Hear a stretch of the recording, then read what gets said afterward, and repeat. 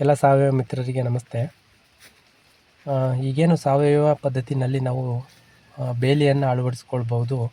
ಆ ಒಂದು ವಿಶಿಷ್ಟವಾದ ರೀತಿಯಲ್ಲಿ ನಾವು ಸಾವಯವ ಬೇಲಿಯನ್ನು ಅರ್ಧ ಅಡಿಗೆ ಒಂದರಂತೆ ಗ್ಲಿಸಿಡಿಯಾ ಏನು ಗೊಬ್ಬರ ಸೊಪ್ಪಿನ ಗಿಡ ಅಂತ ಏನು ಕರಿತೀವಿ, ಆ ಒಂದು ಗ್ಲಿಸಿಡಿಯಾನ ನಿಮ್ಮ ಬದುಗಳಲ್ಲಿ ಅರ್ಧ ಅಡಿಗೆ ಒಂದರಂತೆ ನೆಟ್ಕೊಂಡು ಹೋಗೋದ್ರಿಂದ ಇದು ರಾಕ್ಷಸ ರೂಪದಲ್ಲಿ ಬೆಳೆಯೋ ಒಂದು ಗಿಡ ಆಗಿರೋದ್ರಿಂದ ಈ ಒಂದು ಗಿಡನ ನಾವು ನೆಡ್ತಾ ಹೋದರೆ ಕೇವಲ 3 ತಿಂಗಳಲ್ಲಿ ನಮಗೆ ಇದರದ್ದು ಬೆಳವಣಿಗೆ ಹೆಚ್ಚಾಗಿ ನಮ್ಮ ಕೃಷಿ ತೋಟಕ್ಕೆ ಸಾವಯವ ತಂತಿ ಬೇಲಿಯಾಗಿ ನಿರ್ಮಾಣ ಆಗ್ತದೆ.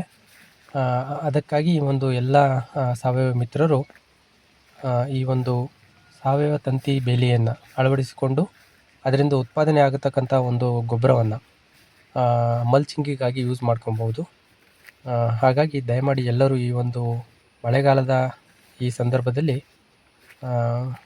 ಸಾವಯವ ತಂತಿ ಬೇಲಿಯನ್ನು ನಿರ್ಮಿಸಿಕೊಳ್ಬೇಕಾಗಿ ವಿನಂತಿ.